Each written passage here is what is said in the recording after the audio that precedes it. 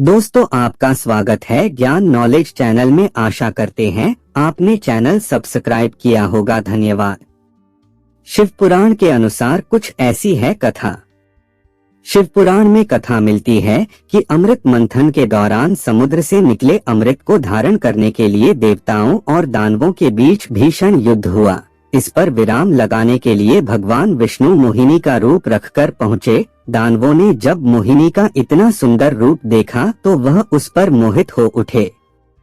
मोहिनी का रूप बनाए हुए भगवान विष्णु ने दानवों को छल से अमृत का पान करने से अंतत रोक ही लिया। इससे दुखी होकर दानव फिर से देवताओं के साथ युद्ध करने लगे, लेकिन उनकी एक न चली। अपनी हार देखते हुए देवता पाताल लोक की ओर गए।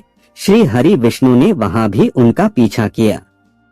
श्री हरि जब दानवों के पीछे पाताल लोक पहुँचे तो उन्होंने देखा कि उनकी कैद में कुछ अप्सराएं थीं। वह सभी शिव भक्त थीं। भगवान विष्णु ने उन्हें दानवों से मुक्त कराया। उनके अनुपम मनमोहक छवि को देखकर सभी अप्सराएं मोहित हो गईं।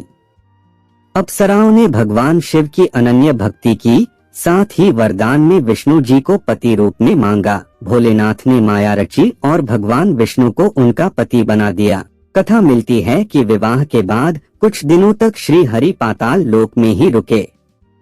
शिव पुराण में उल्लेख मिलता है कि उन अप्सराओं से विष्णु के पुत्रों का जन्म हुआ, लेकिन सभी में दानवीय अवगुण थे। धीरे धीरे उन पुत्रों ने तीनों लोकों में आतंक मचाना शुरू कर दिया। देवता मनुष्य सभी परेशान होकर भोलेनाथ की शरण में पहुँचे।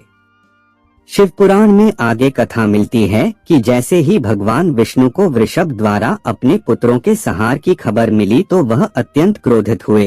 क्रोध में ही वह वृषभ से लड़ने पहुंच गए, लेकिन दोनों ही देवता थे तो लड़ाई का अंत नहीं हो रहा था। तब अप्सराओं ने भगवान शिव से विष्णु जी को उनके वरदान से मुक्त करने की प्रार्थना की। जैसे ही श्री हरि अपने वास्तविक रूप में आए तो उन्हें संपूर्ण घटनाक्रम का बोध हुआ। इसके बाद उन्होंने शिव से अपने लोक जाने की आज्ञा मांगी और वापस विष्णुलोक लौट गए।